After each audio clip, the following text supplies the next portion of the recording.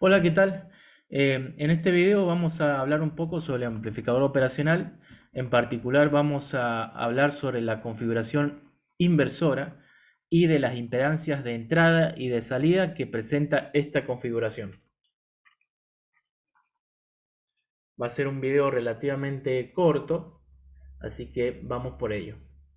Tenemos un circuito, configuración inversora del amplificador operacional, como el que se ve acá en la figura, donde tenemos la resistencia R1, que está obviamente en serie con la fuente de señal, y el valor de R1 normalmente se elige de tal modo que sea mucho mayor que la impedancia interna de la fuente de señal. Por ejemplo, si la impedancia de la fuente de señal es de 50 ohms, elegiríamos un valor de, por ejemplo, 10 o más veces mayor que esa impedancia. Por ejemplo, valores típicos para R1 son de 1 kilo ohm a 10 kilo ohm o un poco más quizás, pero esos son valores típicos que se van a encontrar por ahí en la mayoría de los circuitos. Después tenemos valores típicos para RF, rondan entre el orden de los kilo ohm a unos cientos de kilo ohm, por ahí, y no más que eso. Eh, Puede llegar a valer un mega RF, que es la resistencia de realimentación de acá, pero sería un circuito de alta ganancia y no quiero entrar mucho en detalle de los problemas que pueden surgir por ello. Así que sigamos con el tema que nos interesa.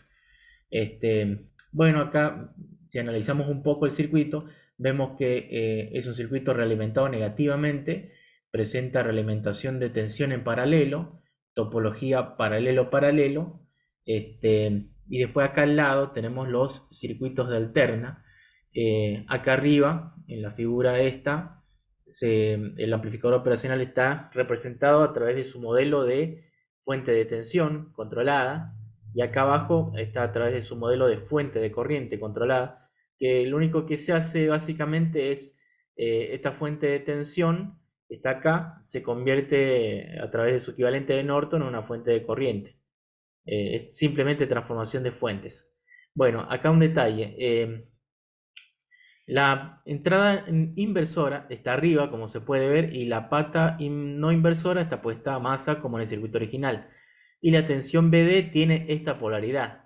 Ahora, esa tensión BD es igual a menos BX, que es la tensión acá en este punto, justo a la entrada inversora del operacional, y esa polaridad es más acá arriba y menos acá abajo. Por lo tanto, BD sería igual a menos BX. Si hacemos el reemplazo acá, en esta fuente controlada, nos aparece el signo menos cuando queda en función de Bx, y por lo tanto la polaridad de esta fuente controlada se invierte y nos queda hacia abajo. Acá de hecho ya se hizo ese paso y por eso la fuente de corriente queda apuntando hacia abajo. Bueno, si trabajamos con el modelo de fuente de tensión acá el de arriba, nos conviene utilizar para hacer el análisis el método de las corrientes en las mallas. Y si trabajamos con el modelo de fuente de corriente, nos conviene trabajar con el método de las tensiones nodales. Según qué método usemos para analizar el circuito, vamos a obtener cierta ecuación matemática, o sea, con cierto formato, que es lo que se ve acá.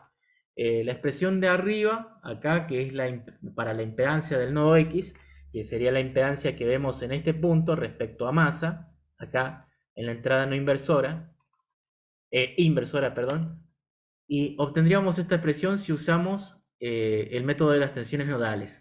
Y si usamos el método de las corrientes en las mallas, obtendríamos esta expresión de acá abajo, que representan básicamente lo mismo. Nada más que como tienen orígenes distintos, el formato es diferente. Pero si ustedes reemplazan valores acá, van a obtener el mismo resultado. Bien, ¿qué sería esa impedancia del nodo X? Y sería la impedancia que veo acá con efectos de realimentación. Porque ahí, fíjense que ahí es donde ataca la realimentación, está atacando a ese nodo. Entonces, me interesa saber qué impedancia veo en ese punto respecto a masa. Y lo que vemos es esto. Ahora, eh, pasemos a un ejemplo para ver cómo afectan los valores de por ejemplo RF, R1 y los parámetros propios del operacional. Y por supuesto la carga.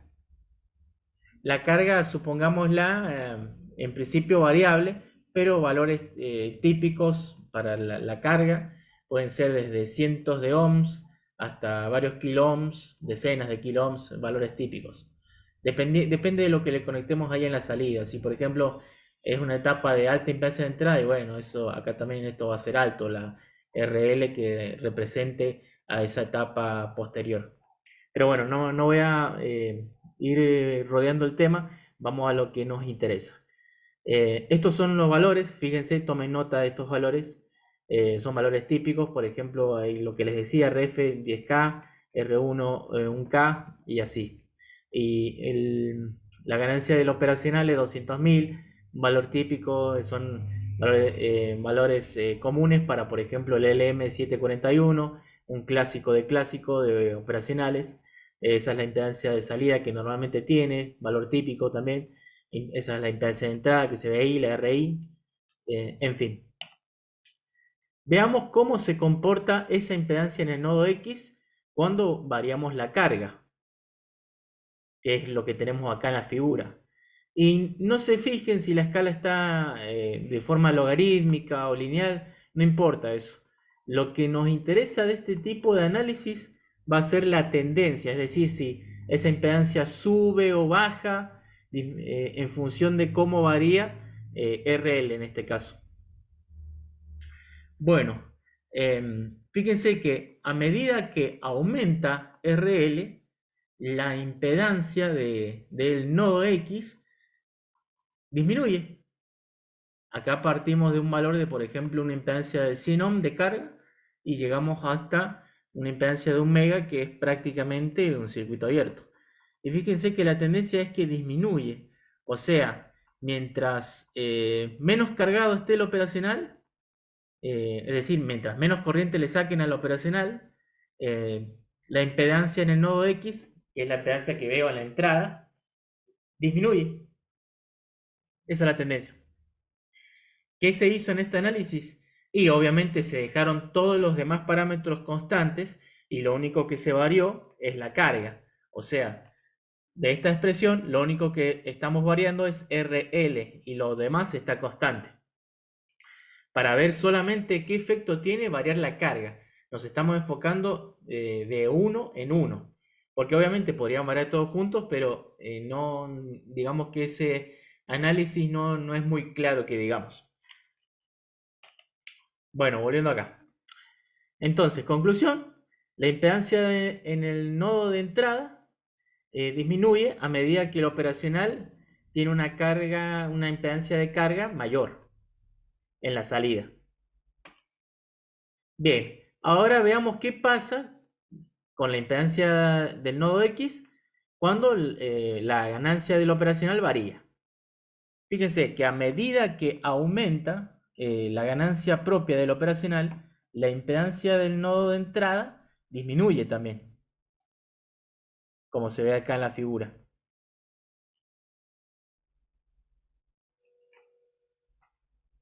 Si volvemos acá en la ecuación, fíjese, aparece también la ganancia del operacional.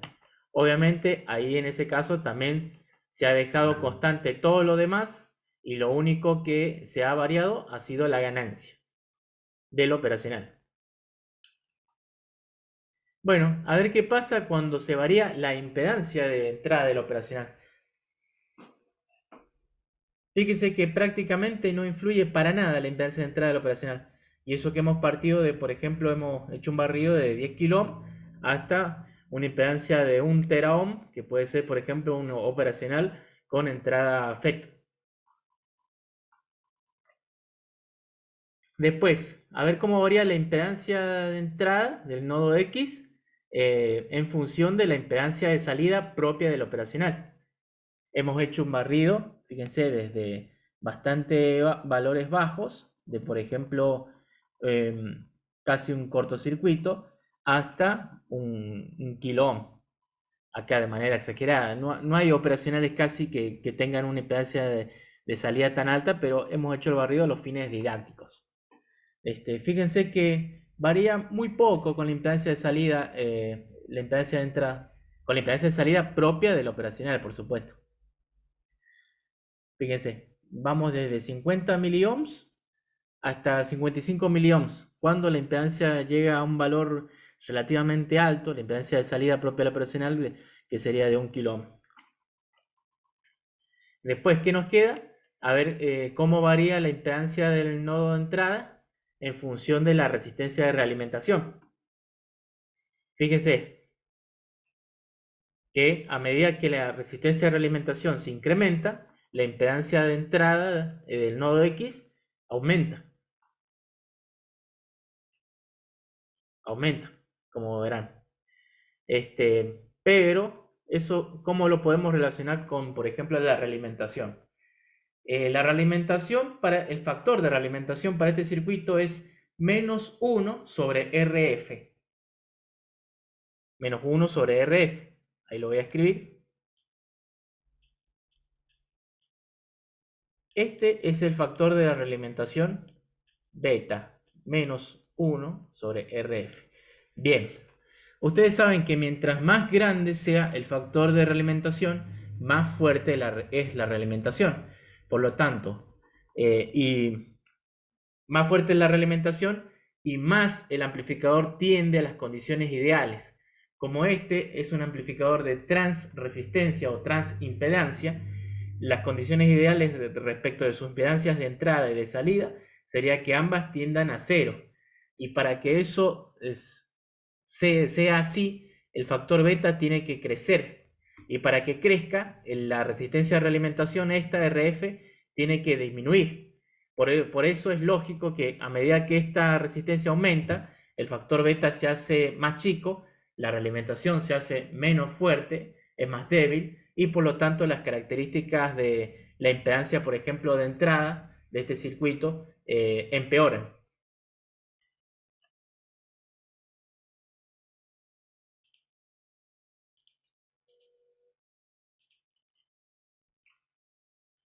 Bueno, ya hemos terminado con lo que es la impedancia de entrada. Pero falta un detalle más.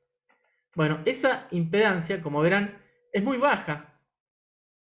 Es muy baja. Por ejemplo, acá en este gráfico lo vemos claramente. Para los valores esos del ejemplo que hemos puesto, está en el orden de los miliohms, más o menos. Y solamente crece bastante cuando llegamos a condiciones extremas. Por ejemplo, acá, cuando la ganancia del operacional cae mucho y obviamente la realimentación depende de la ganancia propia del elemento activo, que en este caso es un operacional, y si esa ganancia propia del dispositivo activo cae, la realimentación se hace más débil también, y por lo tanto las impedancias se alejan de las condiciones ideales. Habíamos dicho que queríamos que las impedancias de entrada y salida de este circuito sean lo más baja posible, o sea, las ideales deberían tender a cero, a ser nulas. Pero bueno, bien, la impedancia del nodo X sería la impedancia de entrada del amplificador realimentado. Bien, ahora, podemos decir que la impedancia, que si esta impedancia que vemos acá tiende a cero,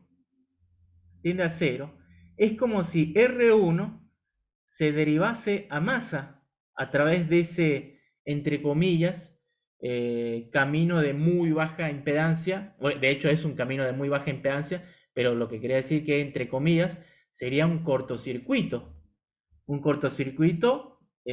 virtual. Y fíjense que ahí se condice con el modelo del amplificador operacional que nos decía que el amplificador operacional, si estaba realimentado, la tensión entre la pata inversora y no inversora tendía a cero, por lo tanto un camino de baja impedancia, y este punto es como si se derivara masa a través del terminal no inversor.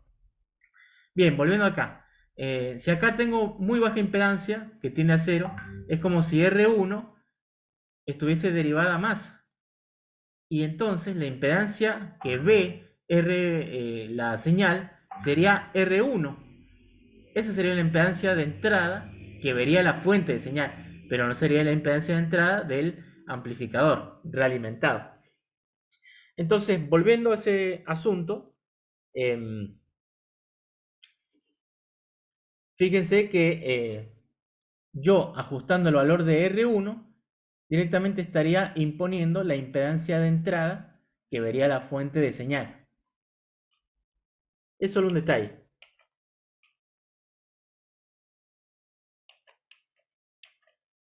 Bien, ahora pasemos a la impedancia de salida, es decir, volviendo al circuito original, sería la impedancia que vemos de acá de la carga hacia atrás, mirando hacia el amplificador, obviamente sin contemplar la carga. Esa sería la impedancia de salida. Bueno, calculando la impedancia de salida a través del método de las tensiones nodales, fíjense, no voy a ahondar en cómo se calcula la impedancia de salida, pero este sería el resultado final si lo hacemos con el método de las tensiones nodales, y este sería el resultado si lo hacemos con el método de las corrientes en las mallas. Son expresiones equivalentes, representan lo mismo, que nos sirven para hacer este análisis que estamos haciendo ahora. Bueno, si graficamos otra vez la variación de esta impedancia en función de sus parámetros, por ejemplo, si dejamos todo lo demás constante y lo único que variamos es R1, fíjense que depende de R1, RF, RI, que es la impedancia de entrada del operacional impedancia propia del operacional de entrada, depende de la impedancia de salida propia del operacional, en fin, depende de parámetros del operacional y de las resistencias de realimentación y la R1 que está puesta ahí como para, si ustedes recuerdan el análisis del operacional en configuración inversora, R1 también me permite controlar la ganancia de tensión a lazo cerrado. Entonces también está para eso. Es inevitable que esté, porque si no, no puedo controlar la ganancia de tensión. Bien, volviendo al tema, dejando todos los demás parámetros constantes y variando solamente R1, vemos que la impedancia de salida disminuye a medida que R1 aumenta, como verán acá en este gráfico. Después tenemos lo que es la impedancia de salida en función de la resistencia de realimentación.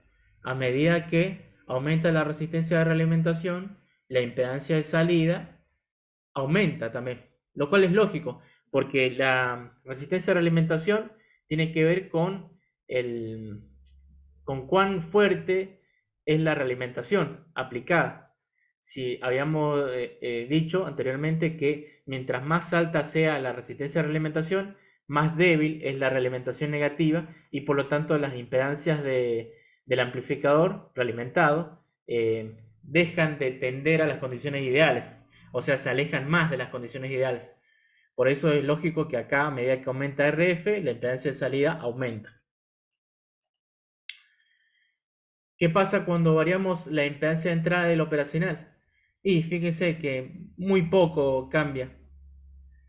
Fíjense que una operacional de relativa baja impedancia de 10K tendría para este ejemplo en particular con estos valores, tendría una impedancia de 4,5 miliohms de salida, o sea, bajísimo, e influye muy poco la impedancia propia de entrada del operacional. Después tenemos la impedancia de salida en función de la impedancia de salida intrínseca del operacional. Esta sí que influye bastante. Como verán, a medida que era lógico que a medida que aumenta la impedancia de salida propia del operacional, también va a aumentar la impedancia de salida del circuito realimentado. Era lógico eso, lo cual se ve acá gráficamente. Otra vez recuerden que cada gráfico es variando solamente un parámetro y dejando los demás constantes. Bueno, acá tenemos la impedancia de salida en función de la ganancia de tensión propia del operacional y como verán, a medida que aumenta esa ganancia, la impedancia de salida disminuye. También tiene sentido que esto sea así porque mientras más alta sea la ganancia propia del elemento activo, las posibilidades de que la realimentación negativa sea más fuerte aumentan. O sea, Mientras más alta sea esa ganancia, más fuerte es la realimentación negativa. Tiene mejor performance, por llamarlo de alguna manera. Entonces, por eso la impedancia de salida aumenta a medida que aumenta la ganancia propia del operacional. Bueno, eso es todo. Espero que se haya entendido. Cualquier consulta, déjenla en los comentarios.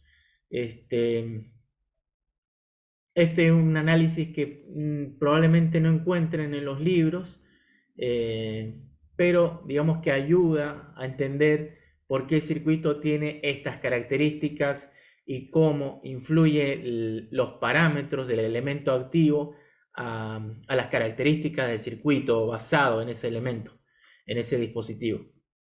Bien, eso es todo. Hasta luego.